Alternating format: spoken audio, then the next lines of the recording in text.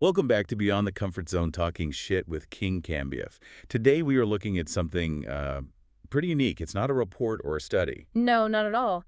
What we have in front of us is, well, it's called a design command brief. And it's from the KING-KAMBUF PS Architecture Design Studios. And the date is very specific. Friday, 12 December 2025. It feels like we've been dropped right into their, I don't know, their operations room. That's exactly the feeling. And the brief itself specifies the voice it's written in. It says, commanding, visionary, professional. This isn't a list of suggestions. No, it's a directive. It's a high-level order for, and this is a quote, massive nation-building projects for the Nation of KAMBUF project investments. And the studio theme for this particular command brief is huge. It's, Right. well, it's fundamental. Right. The title is Water Sovereignty, Commons, and Sanitation Justice Systems. I mean, that's not just about plumbing. That's about the entire foundation of a state. It is, and the scope they lay out is just staggering. We're talking about community-owned water, sanitation, and hygiene wash for short plus blue-green infrastructure. And it's not just for their own planned KMBF city-states. They explicitly extend the mandate across the entire African and diaspora world. Yeah, which is an incredible way to frame a design problem. They are treating the continent and the global diaspora as a single, interconnected design territory. It's ambitious. So let's get into the core mission, because the philosophy here feels like the real engine of the whole document. They boil the entire mandate down to two very powerful little statements. They do. They're like the guiding principles for any designer picking this up. Water is sovereignty. Sanitation is dignity. Water is sovereignty. What does that mean to you in this context? Well, I think it means if you can't control and provide clean water for your population, you aren't truly a sovereign nation. You're dependent, you're vulnerable. And sanitation is dignity. That's the human level. It's the fundamental right to health, to privacy, to not live in filth. So the mission here isn't just a technical exercise. Right. It's to design systems that are locally governed, climate resilient, circular. And just. The word just is key. They're saying that infrastructure is a tool for delivering justice. It secures life, health, and crucially, economic stability. And you get a sense of how this fits into a bigger picture. They have this section called the Do Not Repeat log. Which is such a great name for it. It's not just a portfolio of past projects, it's a strategic map. It shows that this focus on water is the next logical, critical piece of a much larger puzzle. Yeah, you see the themes they've already tackled. Things like coastal rings and delta shields, circular materials. Digital and data sovereignty, climate adaptive housing, it all connects. You can't have climate adaptive housing if the residents don't have a reliable source of clean water. And you can't protect your coastline with delta shields without managing the fresh water that flows from the land. It's all one big system. Exactly. This is the layer where the hard infrastructure of pipes and the digital infrastructure of data have to merge with the social infrastructure of how people actually govern a resource. Okay, so that brings us to the core instruction for the architects and engineers on the ground. The master challenge for this whole thing is community co-design. And they are not subtle about it. There's a direct quote in the brief that says, "You are not a distant expert today. You are a systems listener." A systems listener. I like that. It completely reframes the role of the designer. It does. It means your job isn't to show up with a perfect blueprint. Your job is to facilitate a process where the community designs its own system. The brief mandates participatory planning, detailed governance models. And a specific focus on establishing women-led water committees. Why that specific focus? Because in so many communities, the daily burden of managing water, the collection, the use for cooking, cleaning, health, it falls on women and girls. So if they're not the center of the decision-making process. Then the system will fail. It might look good on paper, but it won't solve the real-world problems of equity, of safety, of what they call time poverty. Right. And all this philosophy gets summed up in one killer line. They tell the designers, draw the social contract as clearly as the pipes. That's it. That's the whole brief in a nutshell, isn't it? So what does that mean in practice? When an architect sits down at their computer, what are they actually drawing? It means they're producing 2 layers of information for every single drawing. Layer 1 is the technical stuff we're used to, the diameter of the pipe, the pressure rating of the pump, the materials for the filter, The nuts and bolts? the nuts and bolts. But layer 2 has to be drawn with the same level of precision. That's the social contract. Who owns the water point? Who sets the price? How do you resolve a dispute when it runs dry? Who is responsible for maintenance? So it's a governance flowchart. right alongside the plumbing diagram. Exactly. Because infrastructure projects almost never fail for technical reasons anymore. The pipes are good, the pumps work. They fail because the social contract was missing or imposed from the outside. People don't trust it, they don't feel ownership, so nobody maintains it. Okay, we set the stage. The vision is clear, it's commanding. Now let's get into the dirt. The 10 design schemes, or what they call portfolio drills. Yeah, these are the specific case studies. And they're not just hypothetical. For each one, the designers have to produce detailed deliverables, communication plans, and analyze precedents of what has worked and, more importantly, what has failed in the past. That precedent analysis seems crucial. They're not trying to reinvent the wheel, they're trying to build a better, more just version of it. They're building on decades of lessons learned in development. They want to know what works, and they are demanding that their teams avoid the mistakes of the past. So, part one. We're starting in what are probably the most complex environments imaginable for this kind of work. High-density, urban informal settlements. Yeah, these are places where all the challenges just collide. You have extreme density, insecure land tenure, and usually a profound lack of trust in any official government body. A trust deficit. Hmm. The infrastructure has to solve the technical problem while also somehow healing that social wound. That's the challenge. The solution has to build trust as much as it delivers water. So let's dive into case study one. Kibera in Nairobi, Kenya. The brief is to design a community-owned water and sanitation spine through a dense informal settlement. Right, so the spine is the main trunk line for water and sanitation. The first deliverable is to create co-design maps with community clusters. So the community itself decides the route. So it's not some engineer in an office deciding where the pipes go. No, because the community knows where the social hubs are. They know which paths are safe for women to walk at night. They know where land disputes might flare up. Their knowledge is the primary data source. And then there's a very specific technical deliverable. They have to produce detailed specs for a modular ablution plus biodigester. Let's break that down. Okay, so an ablution block is just a building with toilets and washing facilities. The biodigester is the brilliant part. This is where it goes from being a sanitation system to a resource system. Exactly. A normal sewer system just takes the waste away. It becomes someone else's problem, usually polluting a river downstream. A biodigester is a sealed tank that takes in human waste and often other organic waste from the community, like from a market. Then inside that tank. Inside, with no oxygen, anaerobic bacteria get to work. They break down the waste and they produce two incredibly valuable byproducts. First is biogas, mostly methane, which can be captured and piped right back to a community kitchen for cooking. Wow, because it's generating its own energy. It is. And the second byproduct is a nutrient-rich slurry, a liquid fertilizer that can be used for urban agriculture, for community gardens, or even be sold. So you're turning a public health crisis raw sewage into clean energy and food security. That is the very definition of a circular system. It's not a waste disposal system, it's a resource generation hub, and the modular part is key in a place like Kibera. Why a module? Because land tenure is so insecure, building a big, permanent concrete structure can be seen as a land grab and become a huge point of conflict. Modular units can be built off-site, brought in, and even moved if needed. It lowers the political risk. Okay, but this is what I find fascinating. The required metric for success, the ESG metric. Right, environmental, social, and governance. They don't just want to see a reduction in waterborne diseases, which you'd expect. They demand a calculation for women's time saved.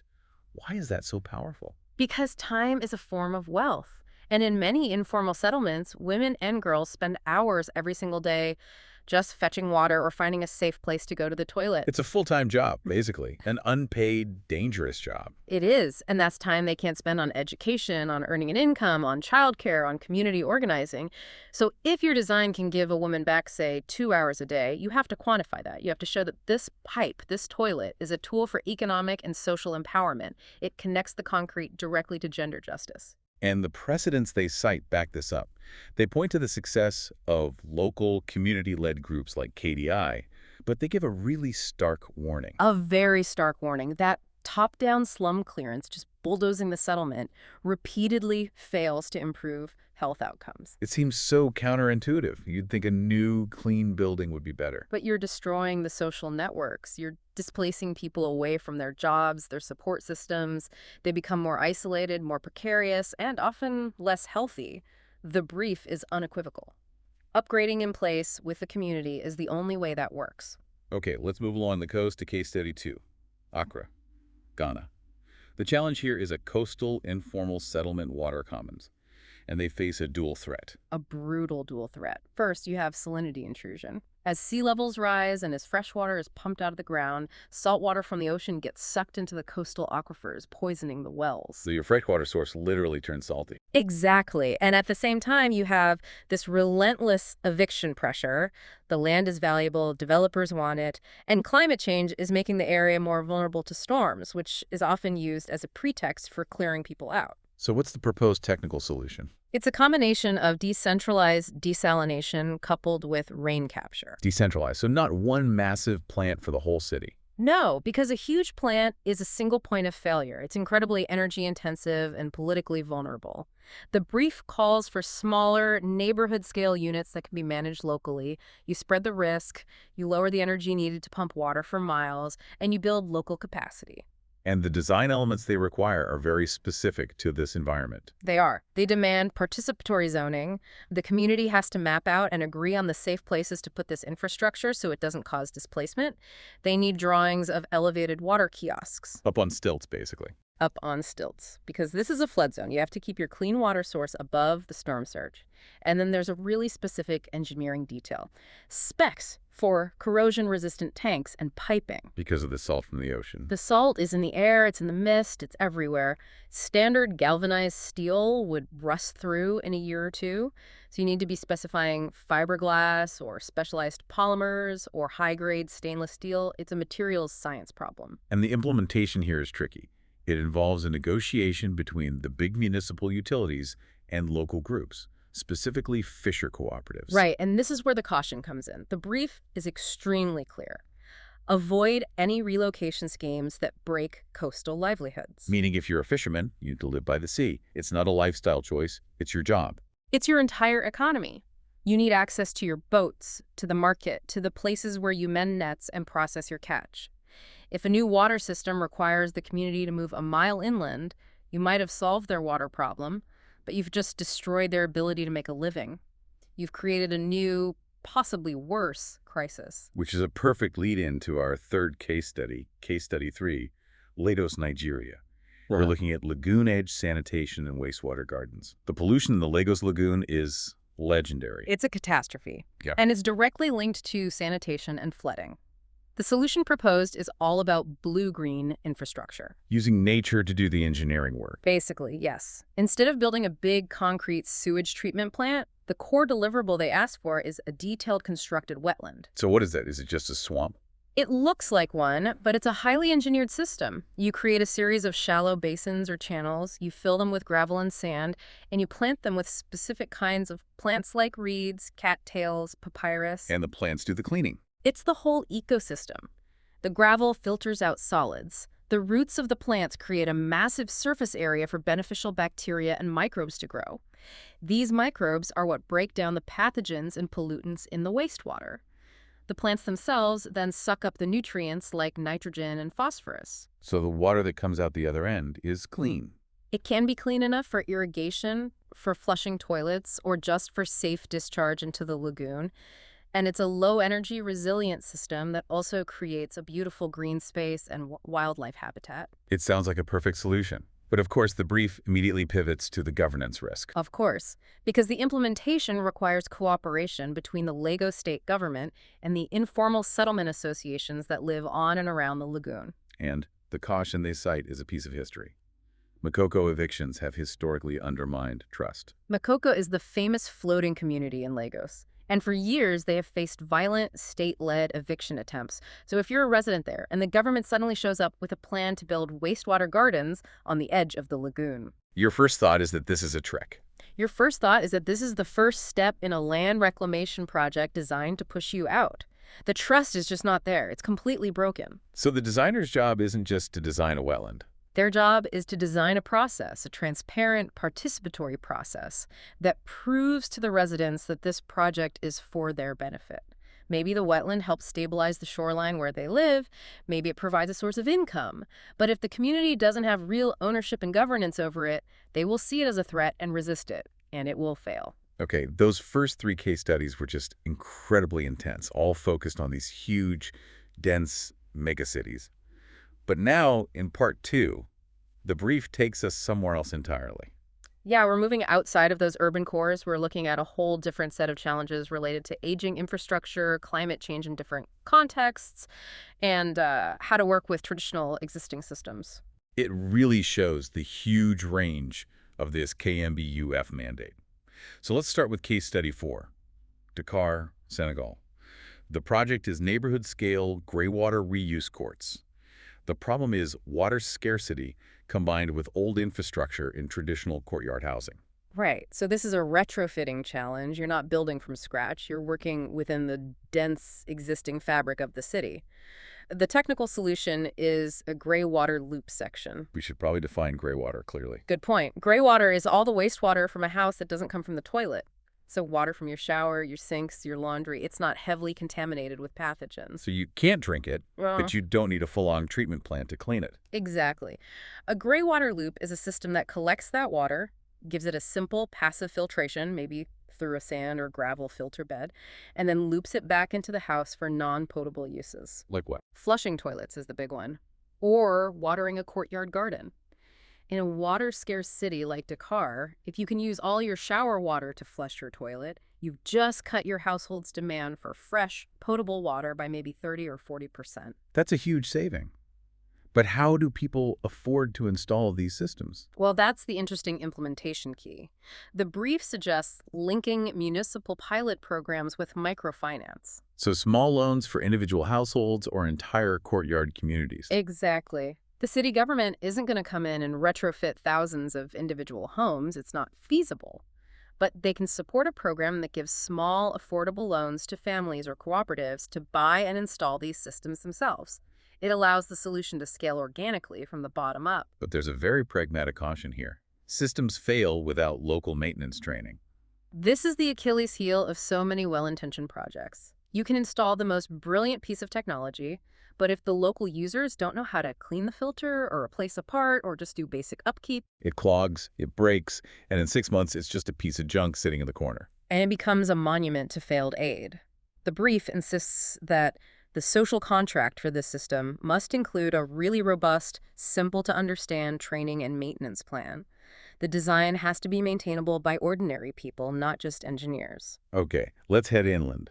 Case study 5 is Addis Ababa, Ethiopia, looking at a peri-urban water cooperative network. The problem here is just explosive growth. Yeah, the city is expanding so fast that municipal services can't keep up. So you have these huge new neighborhoods on the fringe of the city with no formal access to the water grid. It's a recipe for inequality. And the main deliverable they're asking for isn't actually an engineering drawing. No, it's fascinating.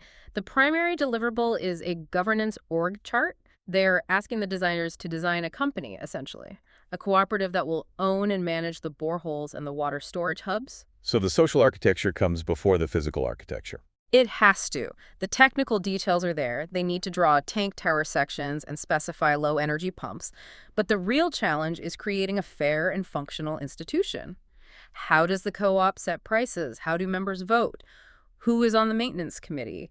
Who ensures that the poorest households still have access? They're designing a small-scale democratic utility. That's a great way to put it. But there's a huge environmental risk flagged in the caution. Over-extraction without aquifer monitoring. Right. So this new efficient cooperative gets really good at pumping water. So good, in fact, that they start pulling water out of the ground faster than the rain can naturally replenish it. And the water table drops. The water table drops, the wells run dry, and the whole system collapses. The social sustainability of the co-op has to be linked to the ecological sustainability of the aquifer. The design has to include some way for them to monitor the water level, maybe with simple sensors, so they can self-regulate. Their governance structure has to be scientifically informed. That leads perfectly to one of the most unique challenges in the whole brief. Case study 6, the Rural Sahel. This one is about designing for nomadic communities. And this is just a complete break from the standard engineering mindset. You're designing for mobility, not for a fixed location. You're dealing with pastoralist communities who move with their herds following seasonal rains. And they're facing extreme drought and conflict over resources. Exactly. So building a big permanent water point can actually be incredibly destructive. How so? The solution is to design modular water points based on seasonal movement maps. The designers have to understand the traditional migration routes first. Then they design infrastructure that can move with the people. What's that look like? A water pump on wheels. Sort of. It could be a solar-powered filtration unit that fits on the back of a truck. It could be collapsible bladder tanks that can be moved between seasonal wells. The key is that it's flexible and respects the existing mobility patterns. Because that mobility is a survival strategy. It's an ancient and highly effective climate adaptation strategy. The caution here is so important. Fixed infrastructure, ignoring traditional mobility patterns, is a failure. If you build one big permanent borehole, everyone and all their animals will congregate there. Leading to overgrazing. Massive overgrazing, which turns the area into a desert. And it creates a single high-value target that becomes a flashpoint for conflict between different groups. The design must support mobility, not destroy it. Okay, now we're going to jump across the Atlantic to the case study 7, Caribbean Diaspora. This is all about resilience. Hurricane-resilient water microutilities. Yeah, this is disaster preparedness by design. The context is that when a major hurricane hits, the centralized water and power grids are often the first things to go. Pipes break, contamination is everywhere. Right. So the goal is to ensure that even after a Category 5 storm, communities still have immediate access to safe, clean drinking water at a very local level.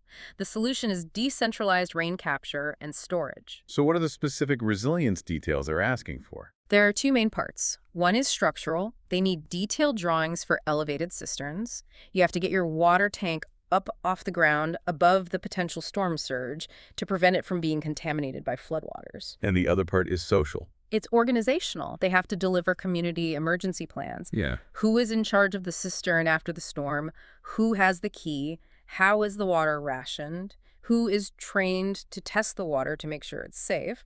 The concrete tank is useless without the human plan to manage it in a crisis. But the brief points out a hidden vulnerability in a lot of these systems. It does. The caution is about the reliance on diesel-dependent backup systems. So you have a great rainwater tank, but the pump that gets the water out is electric, and the backup is a diesel generator. And after a hurricane, there's no electricity, and the roads are blocked, so you can't get fuel for the generator. Exactly. Your resilient system has a single point of failure.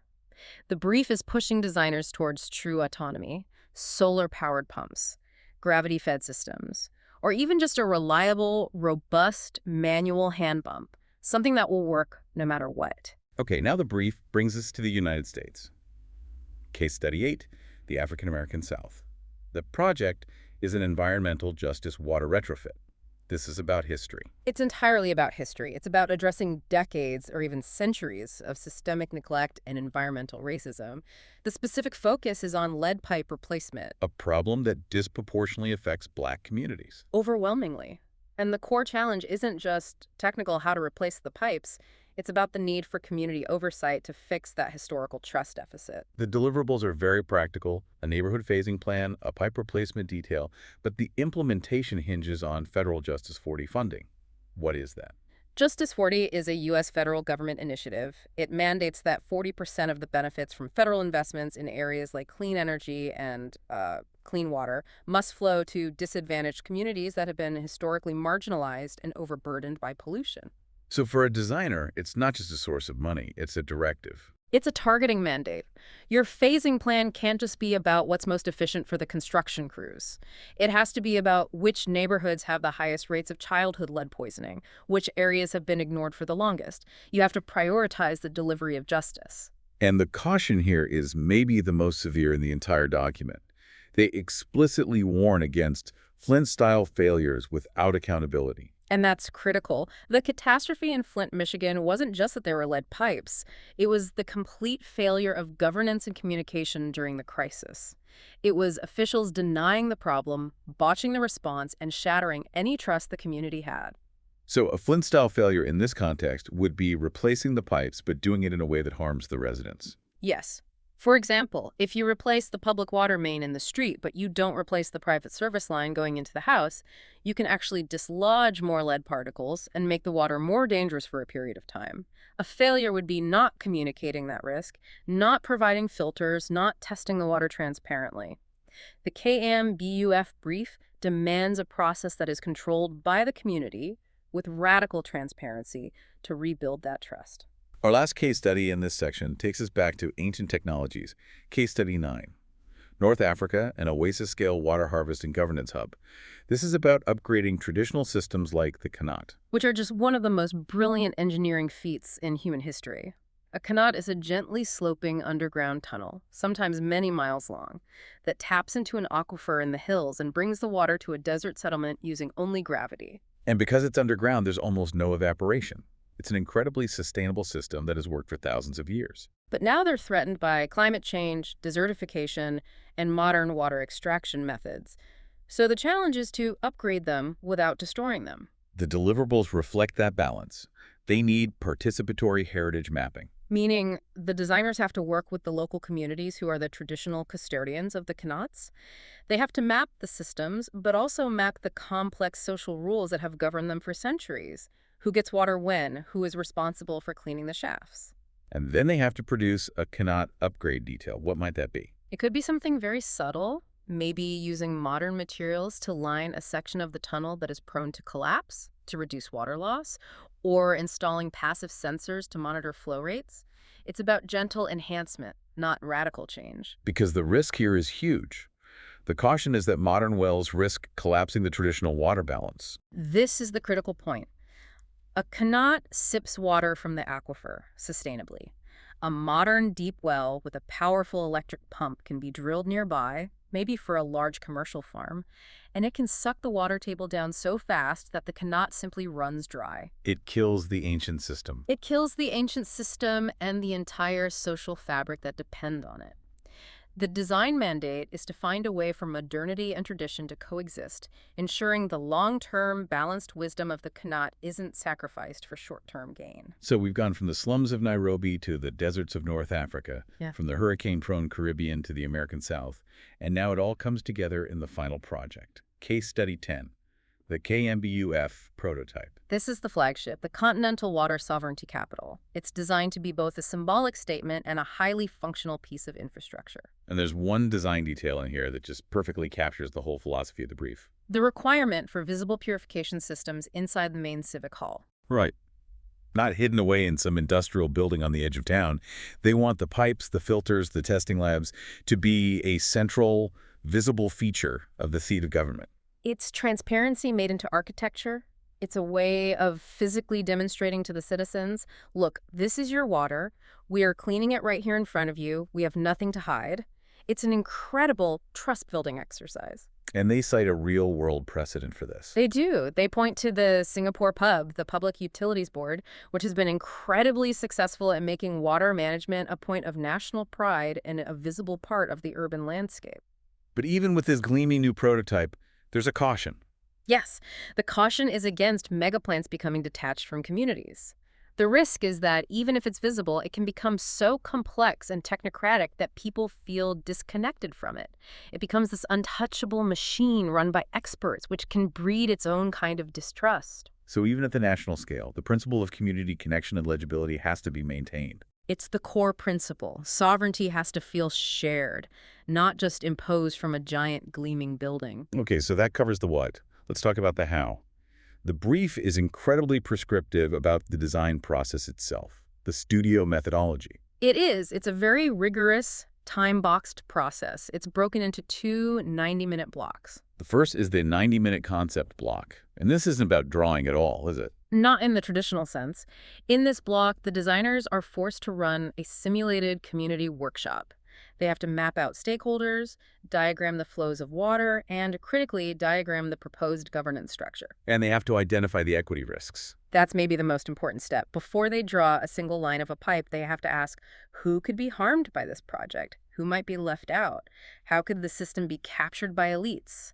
And they have to design safeguards against those risks from the very beginning. So it's about embedding justice into the concept before you even think about the technical details. Then comes the second block. The 90-minute drawings details block. This is where they produce the standard architectural outputs. A site plan, a building section, a technical detail. But with a major twist. The huge twist. Every single drawing must include annotated ESG plus health metrics. So you can't just draw a tank and label it 5,000-liter water tank. No, you have to annotate it with something like 5,000-liter water tank providing 25 liters per day for 200 people, reducing rates of diarrheal disease by an estimated 60%, and saving an average of 45 minutes per day for 50 women and girls in the community. Wow. So every design choice has to be explicitly justified with its human and environmental impact, right there on the drawing. Exactly. The drawing becomes a comprehensive technical, social, and legal document. It forces a level of accountability you just don't see in typical design processes. And finally, to justify all this, the scale of ambition has to be massive. The brief lists its strategic context. It does, and it shows they're operating at the highest level. They're aligning their work with standards from UN Habitat and the World Bank WASH programs. They're looking at the financing models of the African Development Bank. And it all fits under the master plan for the continent's future. Yes, the entire effort is framed as a direct contribution to the African Union's Agenda 2063 infrastructure goals. This isn't just a collection of projects. It's a coordinated campaign to build the foundational systems for Africa's next half-century. When you put it all together, from the smallest detail on an ablution block in Kibera to the grand vision of Agenda 2063, it's a profound redefinition of what an architect or an engineer is supposed to do. You know, when you look across all 10 of these schemes, they are so incredibly different. I mean, you have mobile sanitation for nomads in the Sahel, lead pipe replacement in the U.S., ancient Qanat restoration. They seem like completely unrelated problems. They do. But the unifying principle that runs through every single one is this absolute, non-negotiable belief that water is a social contract. And the only way to build a just and lasting system is through community co-design and transparent local governance. It's the synthesis of hyperlocal needs with a truly continental vision, and it's all built on a deep, humble understanding of past failures. And then at the very end, the brief delivers its final directive. It's not technical, it's philosophical. It is. It's the moral compass for the whole endeavor. The first line is, water is memory, sanitation is respect. Govern both with the people, not over them. Design pipes that carry trust, systems that restore health, and commons that secure the future. That first line is so powerful. Water is memory. It makes you think, what memory are we building into the ground right now with our infrastructure choices? Is it a memory of care and trust, or a memory of neglect and broken promises? That's the question, isn't it? It reframes public works as acts of cultural creation, not just utility provision. They are tools for building dignity. So, as you're listening to this, whether you work in city planning, or you're a developer, or you're just someone who turns on the tap every morning, this brief poses a challenge. It argues that you cannot separate the design of your pipes from the quality of your democracy. The health of your water system is a direct reflection of the health of your social contract, which leads to that final provocative order from KING-KAMBUF. It's the ultimate measure of success. This is KAMBUF. Build dignity into the ground.